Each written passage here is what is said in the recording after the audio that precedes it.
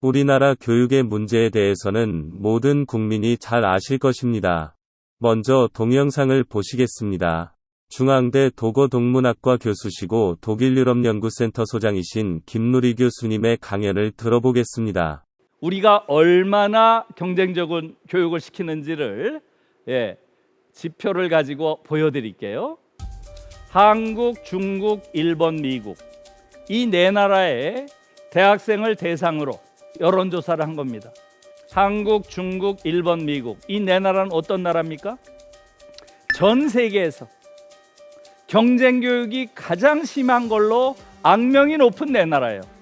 악명이 높은 그 네 나라의 경쟁 수준이 어떤 것인지를 보여주는 지표예요. 한국은 이 네 나라 중에서도 가장 경쟁교육이 심한 나라입니다. 대학생들한테 물어본 거예요. 당신들에게 고등학교 시절은 어떤 시절이었냐 이렇게 물은 거예요. 그랬더니 지금 보세요. 여기 한국의 학생들은 81%가 무려 전쟁터라고 답하고 있어요. 전쟁터. 고등학교 시절이 전쟁터로 기억이 된다는 거예요. 정말 놀라운 이야기죠. 중국과 미국은 약 40%예요. 우리의 딱 절반이에요.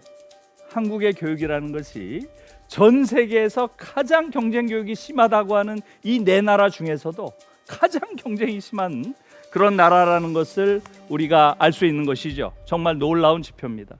놀라운 이야기죠. 여러분, 이것은 더 이상 이런 교육이 지속돼서는 안 된다는 겁니다. 우리 아이들이 무슨 잘못을 했길래 그 가장 행복해야 될 중고등학교 시절을 전쟁터로 기억해야 돼요. 우리나라 TV에 자주 나오는 독일 학생 다니엘 아시죠? 다니엘은 고등학교 시절을 무엇으로 기억하느냐? 이 셋 중에 뭐냐? 이렇게 물어봤더니 그 친구가 이래요. 저는 여기 없어요. 여기 없대요. 전쟁터도 아니고 시장도 아니고 광장도 아니래요. 그래서 그럼 뭐였냐? 이렇게 물었더니 이렇게 얘기를 하더라고요. 저에게 있어서 고등학교 시절은 하루하루가 축제였어요. 파티였어요. 이러는 거예요. 파티였대요. 파티. 제가 순간적으로 그 얘기를 듣는데 울컥하더라고요. 우리 아이들은 전쟁터라고 하는데 이 아이는 파티라고 얘기를 하니까 울컥하더라고요. 그런데 이 다니엘의 말이 과장이 아니에요. 제가 독일의 중고등학교 학생들 알잖아요. 독일 애들에게 있어서 중고등학교 시절이라고 하는 것은 그야말로 매일매일이 파티인 거예요. 인생에서 가장 행복한 황금기가 중고등학교 시절입니다. 매일매일 연극 보러 가고 오페라 보러 가고 오케스트라 들어가고 여행 가고 또 다른 사람과 깊은 연애를 하고 이게 중고등학교 시절에 누려야 될 당연한 권리예요. 수능을 창시한 고려대 교육학과 박도순 교수님의 말씀입니다. 공부 왜 하느냐? 재밌어야 되죠. 여러분들이 학교에서 공부를 하면서 공부가 정말 재밌어서 하는 걸로 했습니까? 억지로 했습니까? 좋은 학교라고 하는 기준은 입장에서 아주 간단합니다. 누구든지 학교 가는 것이 즐거워야 됩니다. 방학이 싫어야 됩니다. 방학보다 빨리 개학을 왜 하느냐고 쫓아다녀야 된다. 그러니까 학교 가는 것이 즐거워야 되려면 어떻게 해야 돼요? 학교 사는 활동이 즐거워야 되고 학교 친구들 간의 관계도 즐거워야 되고 다 그렇죠. 그러니까 이때 이 경우에는 공부라는 것이 지겨운 것이 아니라 재미있고 즐거운 것이 돼야 됩니다. 이 동영상을 보고 제가 느낀 것은 특히 매일 파티라는 말에 김누리 교수님은 울컥했다 하시는데 저도 충격을 받았습니다. 이 동영상을 보는 우리나라 어른 중 이런 감정이 없다면 그 사람은 아마 뇌가 없는 문해증 환자이거나 사회에 전혀 관심이 없는 자기밖에 모르는 이기적인 사람일 것입니다. 어디 독일의 다니엘만 행복했겠습니까? 유럽의 모든 학생들이 그렇고 미국 학생들도 그렇겠죠. 우리나라 학생이 어떤지는 잘 아실 것입니다. 우리나라 아동 청소년들에게 삶의 만족도를 조사해봤더니 OECD 국가 중 꼴찌를 했습니다. 1위 네덜란드가 100점 만점, 우리나라는 60점이 나왔는데요. 역시 학업 스트레스가 가장 큰 원인으로 꼽혔습니다. 홍화경 기자입니다. 밤 10시 서울의 학원가. 가방을 맨 학생들이 쏟아져 나옵니다. 학원에서 5시간을 보냈지만 집에 가더라도 쉴 틈도 없이 또다시 숙제에 매달려야 합니다. 중학교 2학년 때부터인 것 같아요. 4년 넘게 한 것 같아요. 체험학습 신청을 한 뒤 학원에서 특목고 준비를 하는 편법도 판치고 있습니다. 예술중 입시를 위해 한두 달쯤 학교를 빼먹는 일은 흔한 일이 됐습니다. 그러면 여름방학 이후에는 거의 학교 수업을 포기하고 학원 수업에 매진을 할 수밖에 없는. 극심한 학업 스트레스는 건강과 개인 행복, 학교 생활 전반에 나쁜 영향을 끼쳐 주관적 행복 지수가 가장 낮았습니다.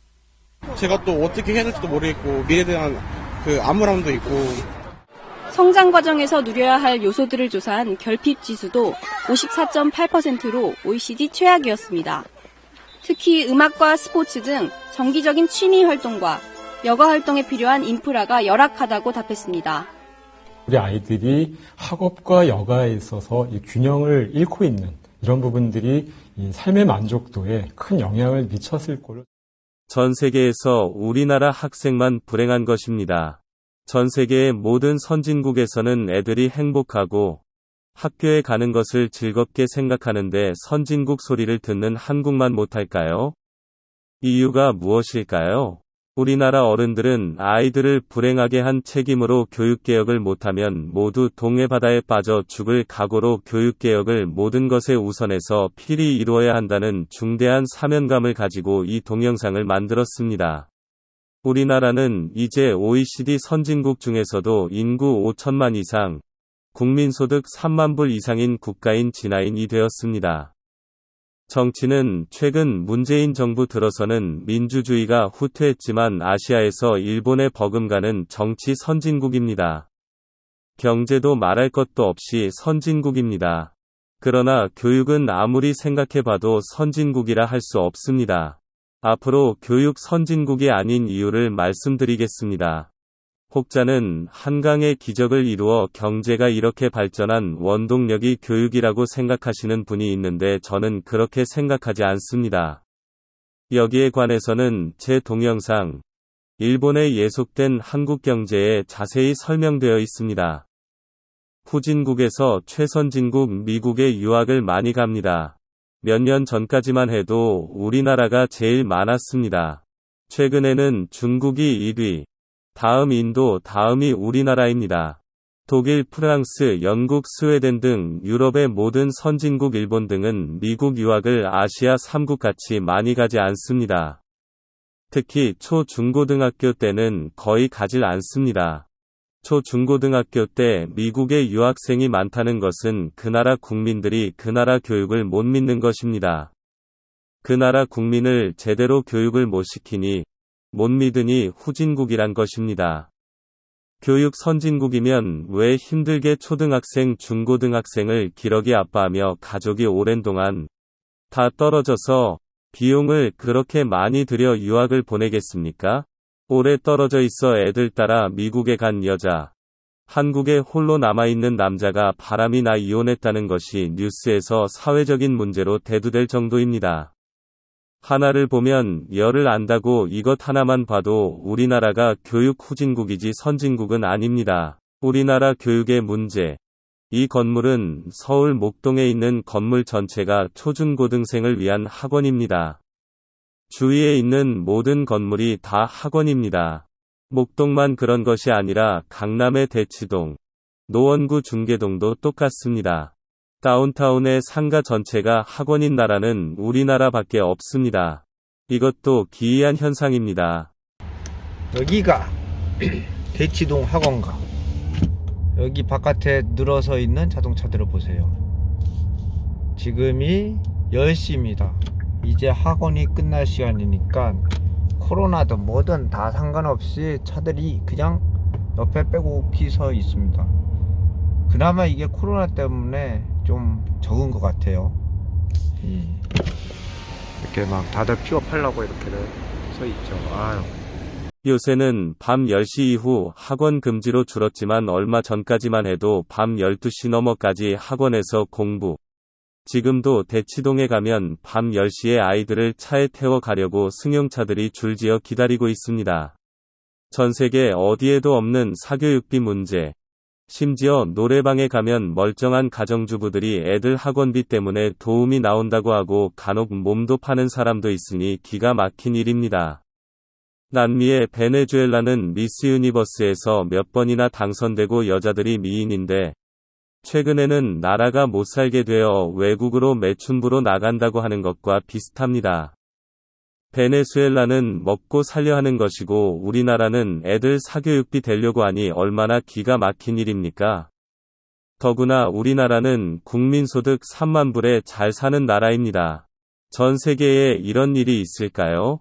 또 우리나라가 청소년 자살률이 전 세계에서 최고로 높습니다. 이런 이상한 현상, 다른 나라에 없는 비정상적인 현상들이 여러 가지가 발생하면 분명 무엇인가가 문제가 있는 것입니다. 이렇게 다른 나라들보다 초등학교부터 고3 때까지 12년을 토 일요일도 안 쉬고 밤 12시까지 공부를 하면 어른이 되어 다른 나라 사람들보다 몇 배 똑똑해져서 일을 잘해야 하는데 훨씬 더 못합니다. 온 국민이 바보같이 교육을 받았다는 이야기입니다. 이 기사는 2019년 2월 11일 조선비즈에 실린 기사입니다. 차량 한 대당 평균 생산시간 지표에서 국내 자동차 업체들의 경쟁력은 이미 낙제점 수준에 머물고 있다. 자동차 산업협회에 따르면 지난 2015년 기준 현대자동차 국내 공장의 평균 생산시간은 26.8시간으로 토요타 24.1시간, 포드 21.3시간, GM 23.4시간 등 주요 경쟁사들보다 길었다. 각 공장별 평균 생산시간을 비교해보면 국내 자동차 공장의 저조한 생산성이 더욱 눈에 띈다. 르노가 운영하는 스페인 바야돌리드 공장은 16.24시간, 포드의 독일 쾰른 공장은 16.75시간으로 현대차보다 효율이 훨씬 높았다. 반면 르노 삼성 부산 공장은 20.86시간으로 국내에서는 생산성이 가장 높았지만 해외 공장에는 뒤처졌다. 지난해 문을 닫은 한국 GM 군산 공장은 평균 생산시간이 르노 바야돌리드 공장의 3배가 넘는 59.31시간에 달했다. 전 세계에 없는 이런 현상이 생기게 된 이유를 분석을 해봅시다. 먼저 동영상을 보시겠습니다. 어떤 사람은 이렇게까지 말을 해요. 한국은 미국보다 더 미국적인 사회다. 이렇게까지 말하는 사람이 있어요. 저는 그 말도 일리가 있다고 봐요. 다시 말하면 우리가 가지고 있는 모든 제도가 미국식이에요. 모든 제도가. 한국인들이 가지고 있는 모든 제도가 사실상 미국의 제도고 한국인들이 가지고 있는 내면, 즉 한국인의 영혼도 미국인의 영혼과 거의 같다. 그래서 이걸 합쳐가지고 제도의 미국화와 영혼의 미국화를 합쳐서 저는 총체적 미국화라는 개념을 써요. 총체적 미국화. 한국은 완전히 총체적으로 미국화된 사회다라고 이야기를 합니다. 정말 그럴까? 몇 가지 사례만 들어볼게요. 교육제도 한번 볼까요? 대학 어때요? 대학. 막 경쟁을 해가지고 막 경쟁을 해서 대학에 들어갑니다. 이 대학들은 또 막 엘리트 대학 시스템이 있어요. 1등 대학, 2등 대학, 3등 대학, 4등 대학 이렇게 있죠. 하버드, 예일, 스탠포드, 프린스턴 쫙 있죠. 서울대, 연대, 고대 어쩌고 저쩌고 쫙 있죠. 그래요, 안 그래요? 이런 대학의 엘리트 대학 시스템 완전 미국식입니다. 우리는 이게 너무나 당연하다고 생각하는데 다른 나라들이 다 당연한 게 아니에요.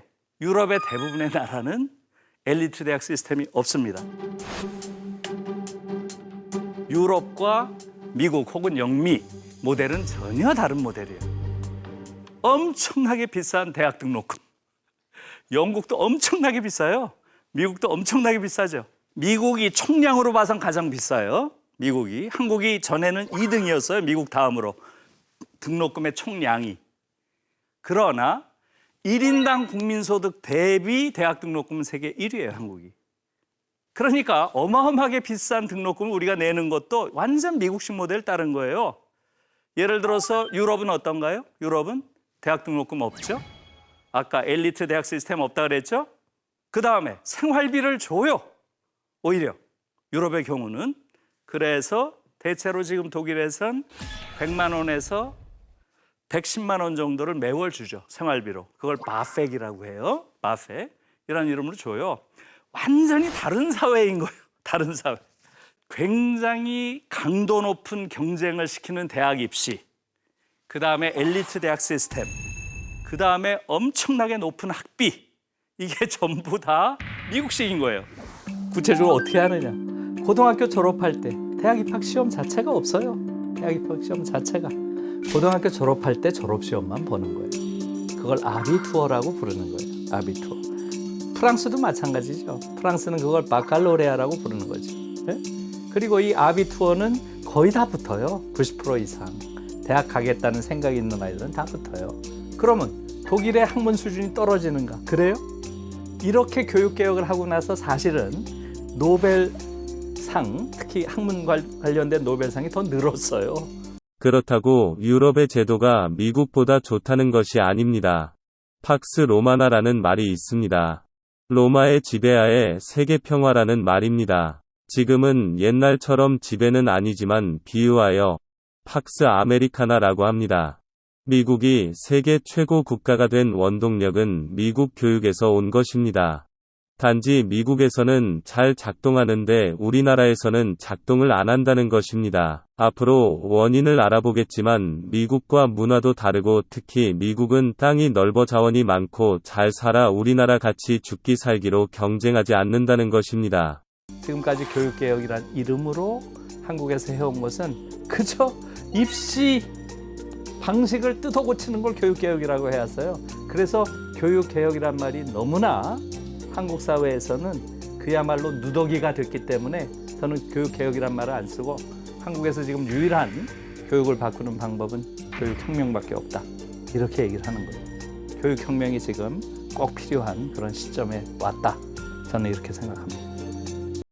지난 50년간 정권이 바뀔 때마다 바뀐 전 세계 교육 선진국 어디에도 없는 황당하고 어처구니 없는 교육제도, 대학 입시제도를 보시면 왜 교육개혁을 못했는지를 아시게 될 것입니다.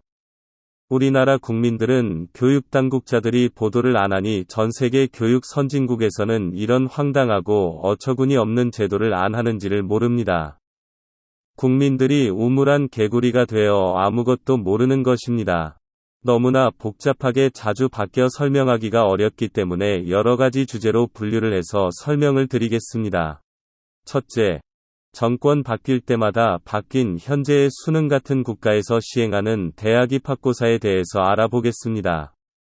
1948년 정부 수립에서 61년 5.16 박정희 쿠데타까지가 이승만 정권입니다. 이때는 대학도 몇 개 없고 대학에 입학하려면 대학별 시험으로 대학마다 국영수 등 모든 과목을 시험 봤습니다. 대학마다 난이도가 달랐습니다.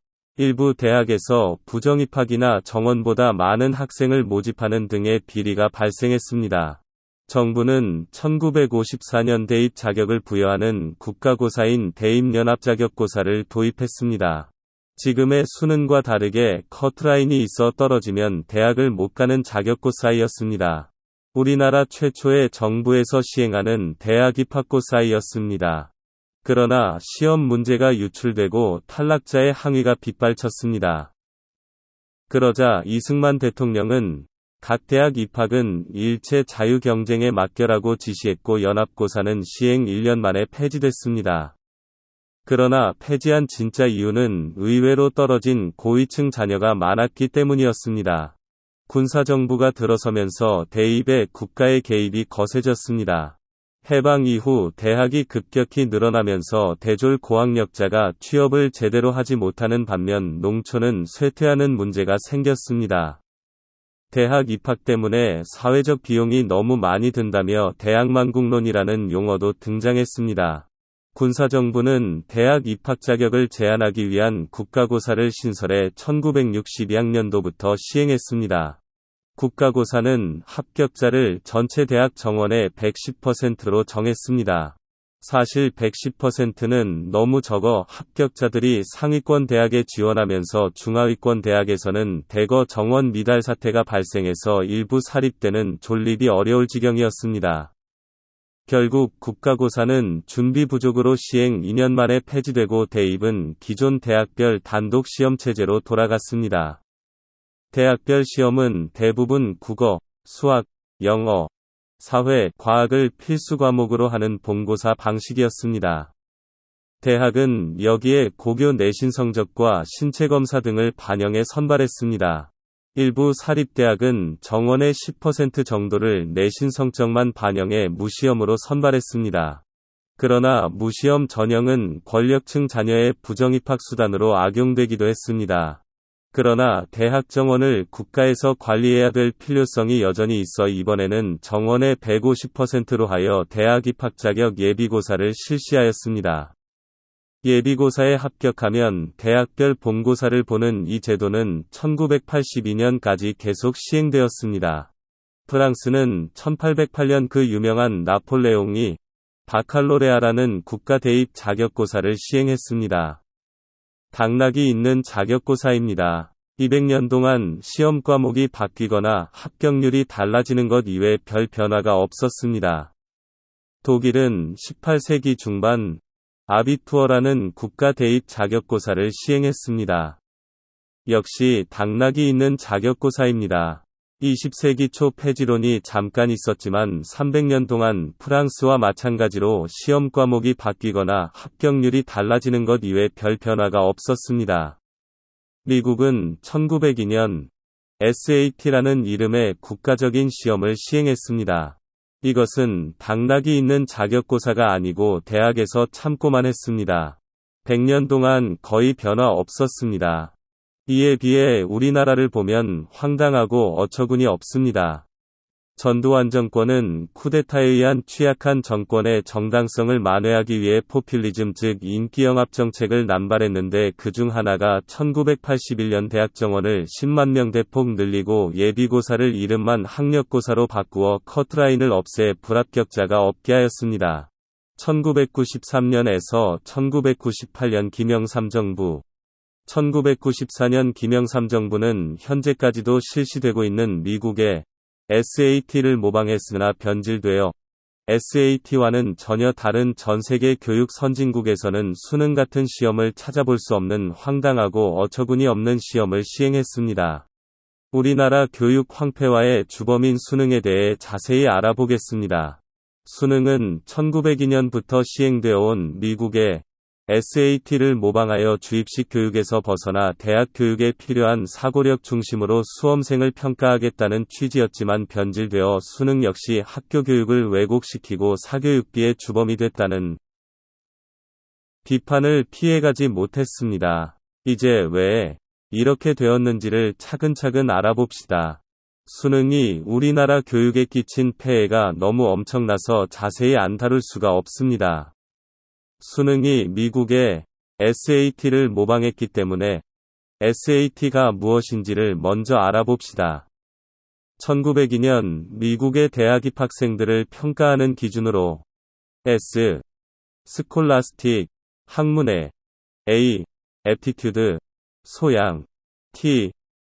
테스트의 약자로 즉 학문을 할 수 있는 소양이 있나를 알아보는 것으로 IQ 테스트나 적선 검사와 개념이 비슷한데 IQ 테스트는 지능을 측정하는 것이고 SAT는 학문적 소양이 있나를 평가합니다. IQ 테스트에서도 주로 언어의 능력을 측정하는 문제가 많은데 SAT는 여기에서 더 나아가 어휘를 많이 알고 있나 또 간단한 지문을 제시하고 이해를 테스트하는 문제입니다. 추가로 수학 과목이 있습니다. 중학교, 고1 수준의 간단한 방정식, 삼각함수 등의 문제로 논리적인 사고의 능력이 있나를 테스트합니다. SAT를 우리나라 교육학자들이 잘못 해석하여 S. 스터디, 학업이나 수학, A. 어빌리티, 능력, T. 테스트, 합쳐 수학능력 시험으로 번역을 하였으니 어처구니 없는 일입니다. 시험의 본래 취지가 변질된 것입니다. 합격, 불합격이 있는 시험이 아니고 단지 IQ 테스트, 적선검사 같이 소질이 있나를 참고만 하는 것이었습니다. 수능 창시자 고려대 교육학과 교수 박도순 교수도 직업적성검사와 비슷하다고 같은 말씀을 하십니다. 대학 교육 적성 시험이라고 했습니다. 아까 그 수련은 그렇게 됩니다. 적성시험. 우리가 심리학적인 그 측정이나 이런 원리로는 적성시험이라고 하면 구체적으로 어떤 걸 묻는 게 아니라 추상적인 사고 능력을 재는 시험입니다. 그래서 그 적성시험을 했는데 여러분들 뭐 직업 적성이니 뭐 그런 거 많이 봤잖아요. 그 적성 논다라는 거. 그래서 그거에 일반적으로 만들려고 했는데. 즉, 원래 SAT나 수능이나 언어, 수학 두 과목만 치르는 것입니다. 대학에서 그 만드는 과정에 대학에서 무슨 요구를 말하냐면 지금하고 또 다른 요구. 그 당시는 그거 할 때만 하더라도 대학에서 특히 이공계통은 반 이상이 영어로 된 교재를 썼다고요. 우리 교재가 많지 않으니까 영어로 된 교재. 그렇게 뭐가 필요해요? 대학에 다니려고 하면 영어 독해력이 필요하다고. 그러니까 그걸 안 되면 우리가 대학에서 다 시험을 봐야 된다. 그러니까 이왕 보는 김에 영어를 넣어달라. 그러니까 영어는 뭐 원래 생각지도 않은 건데 들어갔죠. 영어를. 그 다음에 또 하나는 뭐냐면 과학 쪽에서. 이제 그게 뭔가 하면 입학시험이 고등학교를 지배하는 것 때문에 생긴 문제입니다. 그 다음에 뭔가 하면 과학을 하는 사람들이 계속 이의를 제기했어요. 뭐라고 이의를 제기하냐면 우리가 옛날에는 학교 가면 이런 걸 프랑타타만 해도 과학 입국 뭐 이런 거 많이 쳤다고 박정희 대통령 그 전부터도 그런 걸 많이 쳤는데 이렇게 중요하다고 하면서 과학을 빼놓는 게 어디냐. 근데 사실 시험 문제가 무슨 과학을 제하고 그런 거 하려고 하는 거 아니잖아. 근데 그 설명이 안 돼. 안 되는데 그건 저도 기억이 생생한데 제가 그 당시 노태우 대통령까지 보면서 장관이랑 같이 하면서 얘기하면서 이건 그렇게 하면 안 돼요. 의도가 그게 아니다. 그런데도 대통령, 장관 물론 대통령도 그 압력을 못 벗어나더라고요. 그러니까 그 사람들도 미안하니까 과학을 막 하나는 넣기 어려우니까 나오는 것이 과학 탐구 능력이라는 걸 제안한다. 아까 언어 능력 재는 거 뭐냐. 근데 과학 탐구 능력. 근데 뭐 정적적인 열정을 그렇게 하니까 그 얘기가 딱 나오는 순간에 사회과학 하는 사람들이 탐구하는 거야. 야, 탐구라는 건 사회 탐구가 핵심이다. 이거 왜 빼느냐. 그게 없죠. 여러분 어디 서 있습니까? 그러더라고요. 무슨 얘기를 하려고 하잖아. 땅에 서 있다 이거예요. 지리가 얼마나 중요한데. 근데 다른 사람이 안 중요하다고 할 수가 없잖아. 전공자가 그러는데. 그러니까 지리는 지금보다 2배가 늘려야 된다는 거예요. 그러니까 이쪽에서 물리하는 사람은 야, 과학에서 물리가 가장 기초과학인데 수학 없이 뭐가 되느냐 이렇게 나오기 시작하니까 3분의 1을 줄이려고 했는데 그 사람 얘기를 들으니까 한 5배는 늘려야 되겠다고. 그러다 보니까 자꾸 변질이 되기 시작한 거예요. 변질이 돼가지고 첫 해 빼놓고 그 두 번째부터 하면 벌써 교과목으로 들어가기 시작한다. 그리고 그 당시 예를 들면 뭐가 하면 가정을 전공하는 사람들이 대학 교수들을 비롯해서 가정과학 교수들이 대부분 엄청 많이 했습니다. 왜 가정을 뺐느냐. 사람이 살아가는데 가정 없이 살아갑니다. 뭐 이게 시작하면서부터 그걸 듣기 시작을 하더라고. 그러니까 모든 영역에서 다 그러니까 하나도 뺄 게 없잖아요. 그러다 보니까 지금은 거의 모든 걸 다 넣고 있다. 방법만 다르지 모든 방법을 다 넣고 있다. 다 넣고 있으니까 결국 다 못 정리하는 것입니다. 당도 있으니까. 그러니까 그렇게 변질되더라고요. 변질되고도 뭐 지금까지 살아남는 게 용납됩니다. 현재 같은 상황이라면 저는 개인적으로 늘 뭐 여러 사람들이 얘기했지만 없애야 된다고 생각합니다. 저는 박도순 교수의 강연을 듣고 귀를 의심했습니다. 그리고 우리나라 최고 교육학자가 직업인으로서의 윤리, 도덕, 책임감, 사명감의 수준이 이것밖에 안 되니 교육개혁이 안 되는구나라는 생각이 들었습니다. 첫째, 원칙이 2과목만 하는 것이라면 여러 과목을 넣으려는 사람들을 교육학적 원칙에 입각해서 설득을 해야 하지 않습니까? SAT를 모방 도입한다고 SAT 원칙을 설명하고 그것도 이해를 못하면 교육자로서 돌대가리 아닙니까? 단호하게 거절해야 하는 것 아닙니까? 도대체 교사들이 피해보는 것만 생각하지 근본적으로 학생들이 피해보는 것은 생각 못합니까? 그 이후 얼마나 많은 학생들이 수능 내신 논술, 죽음의 트라이앵글이라고 하고 근 20년 동안 피해를 보지 않았습니까? 잘못된 것을 다른 교사들 탓으로 돌리는 핑계 대는 것밖에 안 됩니다.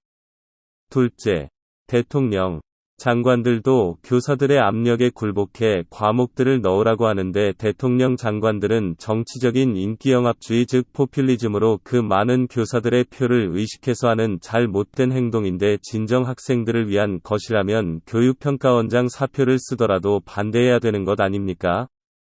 이것도 책임을 대통령, 장관에게 돌리는 것입니다. 셋째, 제가 서두에 교육개혁을 못하면 동해 바다에 빠져 죽을 각오로 해야 한다고 했는데 그렇게 중대한 잘못을 저지르고도 책임감이 있으면 강연을 하는데 웃음이 나옵니까? 수시로 웃으시면서 말씀하십니다. 저 같으면 쥐구멍으로 들어갈 심정이 되어 강연을 할 엄두도 못 낼 것입니다. 넷째, 말로만 수능이 변질되어 없어져야 한다고 하지 그 이후 행동으로 나서서 한 적이 있습니까? 결론은 박정희가 정치가들이 하도 정치를 못하니 5.16 군사혁명을 일으켰습니다. 교육학은 종교사회 인문학의 한 분야로서 무릇 종교사회 인문학은 한 분야의 전문가가 아니라 두루 여러 분야가 연결되어 있는 것입니다. 교육학을 대학에서 전공한 사람이 교육학밖에 모르고 다른 종교사회 인문학을 모른다면 교육학만 아는 바보입니다. 현재의 교육 전문가라고 하는 사람들 즉 교육부 관료, 대학의 교육학과에 있는 교수들이 이런 사람들 같습니다. 나아가 종교사회 인문학은 연결되어 있기 때문 이런 사람들은 교육학 자체도 깊이 있게 모릅니다. 이런 사람들한테 절대 교육혁명을 맡겨둘 수 없습니다. 군사혁명같이 군인들은 아니고 사이비 얼치기 교육학자들은 배제하고 교육에 일가견이 있으면서 종교사회 인문학에 두루 능력이 있는 다른 분야의 사람들이 나서서 교육혁명을 해야 합니다. 이번에는 수능과 SAT는 객관식 4-5지 선다인 반면 프랑스의 바칼로레아, 독일의 아비투어, 영국의 A레벨은 서술형인데 이 객관식과 서술형의 장단점을 말씀드리겠습니다. 객관식은 채점이 쉽고 채점자의 주관이 개입되지 않아 공정한 반면 시험 문제 만들기가 어렵고 또 결정적인 단점인 사람의 고등사고를 단순한 4-5지 선다 객관식으로 판단할 수 없다는 것입니다. 또 고등학교 현장의 교육 방법이 단순한 암기 위주로 될 수 있다는 위험성이 있습니다. 주관식은 객관식과 정반대입니다. 채점이 어렵고 채점자의 주관이 개입되어 불공정의 문제가 있고 고등사고를 판단할 수 있고 고등학교 현장이 암기 위주가 되지 않습니다.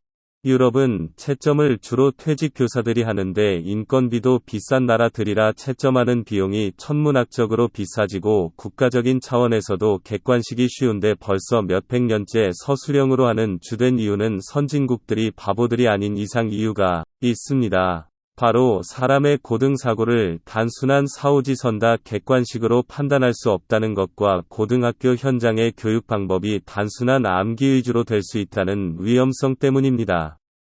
또 미국은 객관식을 하면 이런 위험성이 있지만 하는 이유는 미국의 SAT는 자격고사가 아니라 불합격이 없고 적선검사, 같이 참고만 하는 것이라 미국의 고등학생들은 우리나라 학생이 학원 다니며 토 일요일도 없이 밤 12시까지 죽어라 수능 공부하지 않고 아예 SAT 공부는 하지를 않습니다. 왜냐하면 적선검사이니까요. 단지 시험 보기 전에 문제집 한 권 풀어보는 정도입니다. 더구나 우리나라 수능은 앞에서 보았듯이 변질되어 SAT가 아닙니다. 모든 과목을 시험 친다는 면에서는 독일의 아비투어, 영국의 A레벨과 같은데 그것도 아비투어, A레벨은 서술형입니다. 프랑스의 바칼로레아는 최근 전 세계의 국가들이 채택하는데 철학적인 사고를 요하는 논술입니다. 다른 이야기이지만 평소 학교 현장의 중간고사, 학기말 고사는 어떨까요? 놀랍게도 교육 선진국 모두가 서술형입니다. 제가 TV 프로 탈북자 프로인 이만갑에서 출연자가 북한은 학교 시험이 다 서술형이랍니다. SAT를 객관식으로 보는 미국도 평소 학교에서는 객관식 4-5지 선다가 없습니다. 전 세계 교사 입장에서도 객관식이 더 쉽지만 안 하는 이유가 있겠죠.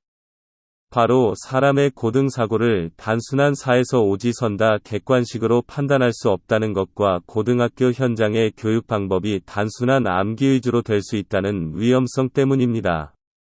마지막으로 객관식에서 문제 출제 방법의 하나인 SAT 문제 은행식, 즉 문제를 몇만 개 정도 많이 만들어 놓고 그중 출제하는 방식과 전세계 선진국에서 우리나라밖에 안 하는 출제위원들을 감금하고 매년 문제를 달리하는 출제 방법입니다. 당연히 감금하는 것보다 문제은행 방식이 좋습니다. 그러나 우리나라에서 그렇게 했다면 학생들이 초중고 12년 내내 수능 문제집만 풀고 있을 것입니다. 객관식 만국론이란 말이 있습니다. 답을 4에서 5지 선다로 내준 것에만 훈련되고 익숙하여 능동적인 고등사고를 하려고 하지 않습니다. 이런 점에서도 모든 중간고사, 학기말 고사를 서술형으로 하고 수능을 폐지하는 것이 좋지만 존속한다면 유럽같이 서술형으로 하여야 합니다. 그러면 공정성을 걱정하는 사람들도 분명 있습니다. 전 세계의 모든 선진국에서 몇백 년 동안 시행해온 것을 우리나라가 못할 리가 없습니다. 우리나라 교사들은 자질이 세계 최고인데 이것은 최근 10수년간 고3 졸업생의 최우수 학생이 사범대, 교대에 진학하는 것으로도 알 수 있습니다. 또 보수도 세계 최고입니다. 교사들이 월급이 적은 옛날에는 촌지를 받았는데 요새는 연금이 평생 몇 억씩 하기 때문 몇 푼 받고 연금 몇 억을 날리고 감옥 가는 일을 안 합니다. 서술형을 시행할 좋은 기회입니다. 2008년 이명박 정부 입학사정관제 실시. 2008년 출범한 이명박 정부는 사교육이 더욱 극성이고 더 황폐해져가는 교육 현장을 바로잡기 위해 또 한 번 수능에 이어 입학사정관제라는 미국 제도를 도입하게 되었습니다. 입학사정관제는 미국에서는 100년이 넘은 대학 입학제도로서 전 세계에서 미국의 독특한 제도입니다. 이 제도 도입의 근본 목적은 대학에서 학생들을 성적으로만 뽑지 말고 여러 가지 전인적인 요소도 입학 기준에 넣으면 고등학교 현장이 현재와 같은 살벌한 학력 경쟁이 없어져 사교육이 완화될 것이라는 기대로 시작되었습니다. 한국에서는 대학에 입학처가 있어 여기 소속 대학 교수들이 입학 업무를 총괄했습니다. 입학사정관이란 교수가 아니라 입학사정만 전문적으로 하는 전문직입니다. 즉 미국의 대학은 입학처에 대학 교수가 없고 입학사정 업무는 모두 입학사정관의 관할하에 있습니다. 교수는 학생들을 가르치고 연구하는 일이 주 업무이기 때문에 입학에 관여할 시간이 없습니다. 우리나라와 같이 교수가 입학에 관여하는 것은 비합리적입니다. 미국 대학의 입학 기준은 중요한 순서대로 내신 성적, 우리나라의 자기소개서와 같은 에세이, 이 에세이는 본인이 쓴 글이기 때문에 논술의 역할도 합니다. 고등학교 때 학업 이외의 모든 다양한 활동, 여기에는 스포츠, 예술, 봉사 등 모든 것이 포함됩니다. 고등학교 교사 추천서, SAT, 지역 유지나 유명인사들의 추천서, 친족이 그 대학의 졸업생이면 가점이 있습니다. 이렇게 다양한 데이터를 가지고 공평을 기하기 위해 복수의 입학사정관이 모든 최종 판단까지 합니다. 보시다시피 우리나라의 수능 같은 SAT는 중요도가 아주 떨어집니다. 간혹 명문대학 중에 일부 SAT 중 조금 어려운 과목 시험인 SAT2의 점수를 보는 대학도 있습니다. 그러나 공부를 잘해 명문 사립고에서 1등을 해도 공부 벌레이고 운동이나 전인적인 활동을 안 하면 하버드에 떨어질 수가 있습니다. 입학사정관제 도입 후 오로지 수능에 비중을 많이 두는 정시 모집은 30%까지 줄어들었고 학종이라는 교과 내신이 포함된 학생종합기록부, 수능 최저기준, 자기소개서, 교사 교장 추천서 등이 기준이 되는 수시 모집이 70%까지 확대되었습니다. 그러나 밤 10시까지 학원 사교육은 줄어들지 않고 점점 늘어갔습니다. 또 학업 이외의 스펙을 쌓기 위해 해야 할 것이 더 늘어나 학생들에게 더 짐이 되었습니다. 또 스펙을 쌓는 데는 고위층이나 부유층 자녀들이 유리할 수밖에 없어 학종에 대한 신뢰가 문제가 될 때 조국 자녀들 사건이 터졌습니다. 성적으로만 뽑지 않는 것을 악용한 것입니다. 미국에서는 이런 일이 없습니다. 한국에서 이런 일이 많이 생기는 이유는 경쟁이 너무 치열하기 때문입니다. 주목적이 사교육을 잡기 위해서 실시했지만 별로 나아지는 것이 없었습니다. 원인은 여러 가지가 있습니다. 첫째, 정시의 수능은 암기 위주 객관식 형식이라 사교육을 유발할 수밖에 없는 구조이었습니다. 또 수시도 명문대학은 수능 최저 기준이 1이나 2등급이어야 하는 제도가 있어 수능 공부를 안 할 수가 없습니다. 수시는 최저 기준을 없애도 별 문제 없이 다른 기준을 적용하면 될 텐데 대학 편의주의였습니다. 입학사정관제 도입 시 수능을 원래 취지의 적성검사 같이 참고만 했어야 했습니다. 이것이 큰 패착이었습니다. 또 수시에는 내신이 제일 중요한 기준이라 내신을 위해 밤 10시까지 학원을 가야 했습니다. 이것은 전두환의 과외금지같이 법으로 강제하지 않으면 어떻게 해서도 막을 방법이 없습니다. 가짜 자기소개서가 돈을 주고 인터넷에서 난무합니다. 입학사정관들이 자기소개서를 보고 판단을 하는데 혼돈을 많이 줍니다. 교사 추천서도 교사들이 학생의 좋은 점만 쓰고 천편일률적 이어서 별로 도움이 안 됩니다.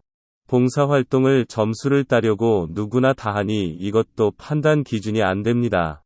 입학사정관들이 결국 내신 성적과 수능 최저학력 기준 등급을 최우선으로 기준을 삼으니 입학사정관제 도입 취지가 무색해집니다. 이런 일들은 미국에서는 없는 일입니다. 이런 일들이 다 경쟁이 너무 심해 발생하는 것입니다. 수능을 참고만 했어야 하는 패착도 있지만 우리나라는 경쟁이 너무 심해 경쟁을 획기적으로 완화하는 정책이 아니면 아무리 좋은 제도를 도입해도 안 됩니다. 저의 친구가 의사인데 미국의 의대에 교환교수로 가 있는 동안 경험한 에피소드입니다. 한 미국 학생은 흑인으로 남부 텍사스의 가난한 동네의 고등학교에서 내신이 좋았고 또 한 학생은 부자들이 다니는 동부의 명문 사립학교 출신 백인인데 이 학생도 내신 성적이 좋았습니다. 명문 사립고는 우리나라로 치면 과학고나 외고 정도 됩니다. 그런데 중요한 것은 SAT 점수가 흑인 학생이 더 안 좋았습니다. 그런데 흑인 학생이 합격되었습니다. 그래서 동료한테 물어보니 대답이 백인 학생은 부모가 명문 사립고에도 보내고 자녀에게 공부를 많이 시켰지만 흑인 학생은 가난한 부모가 자녀 공부를 열심히 시키지 않았는데도 잘하니 앞으로의 가능성은 흑인 학생이 더 우수하다고 판단했답니다. 우리나라 같으면 고소하고 난리 났을 것입니다. 미국은 입학사정관의 자율성을 인정하는데 우리나라는 그렇게 할 수 없는 것도 이 제도를 운영하는 주체가 입학사정관이란 점에서 큰 차이가 있습니다. 동영상에서 보신 바와 같이 수능이라든가 입학사정관제 등 우리나라는 근 50여 년 동안 미국의 교육제도를 도입하였습니다. 그리고 온갖 제도를 다 시행해봤습니다. 제도를 시행했다 곧 폐지하는 등 어처구니 없는 일의 반복이었습니다. 무엇 하나 발전적으로 된 것은 없고 더 이상 나빠질 수 없는 상황에 도달했습니다. 미국은 모든 면에서 선진국입니다. 미국의 제도를 섣불리 모방하다 뱁새가 황새 따라 가려다 가랑이 찢어지는 꼴이 되었습니다. 우리나라 실정에서는 미국의 제도가 전혀 작동을 하지 않습니다. 이제는 심각히 고민을 해야 할 때입니다. 세계에서 미국밖에 안 하는 제도를 50년 해봐서 안 되면 이제 유럽의 모든 나라가 하는 보편적인 제도를 도입하는 것을 생각해봐야 합니다. 특히 모든 것의 원인인 과도한 경쟁을 획기적으로 줄이는 방법은 유럽식 교육제도의 대학을 평준화하는 것입니다. 그새 많은 사람들이 주장을 해왔지만 미국식의 경쟁 지상주의에 빠져 경쟁을 안 하면 하향 평준화를 우려하는 사람들이 반대를 많이 했습니다. 앞에 동영상에서 보았듯이 독일이 평준화를 한 후 노벨상이 더 많이 나오지 않았습니까? 독일이 경쟁력이 없습니까? 대학 평준화를 하는 유럽의 독일, 프랑스, 스웨덴, 노르웨이, 스위스, 덴마크, 네덜란드, 벨기에, 룩셈부르크, 핀란드 등이 경쟁력이 없습니까? 물론 기득권의 반대가 격렬할 것입니다. 그러나 국가의 명운을 걸고 혁명의 수준으로 해야 합니다. 현재의 국립대학을 모두 평준화하고 등록금을 없애야 합니다. 10조 정도 들어간다고 합니다. 그 정도는 우리나라 전체 예산에 비하면 큰 것이 아닙니다. 우리나라도 유럽의 나라들 같이 3만 불이 넘는 부국입니다. 유럽의 모든 나라가 하는데 우리나라가 재정적으로 못할 이유가 없습니다. 등록금을 없애면 사립대학은 더 이상 할 수 없이 자연히 국립, 공립으로 변합니다. 경쟁은 대학에 가서 하면 됩니다. 독일의 전교 8학기의 졸업률은 39.3%입니다. 프랑스는 더 낮습니다. 유럽의 모든 나라가 비슷합니다. 교육부 장관의 수준이 아니라 모든 것을 대통령이 발표하고 대통령이 책임을 지고 해야 합니다. 또 다른 문제는 모든 시험을 서술형으로 바꾸어야 합니다. 그러면 분명히 공정성을 거론하는 사람들이 있을 것입니다. 그런 사람들에게는 영국의 철의 여인 대처가 한 말이 제격입니다. 여러분들은 과거로 돌아가십시오. 이 사람은 안 돌아갑니다.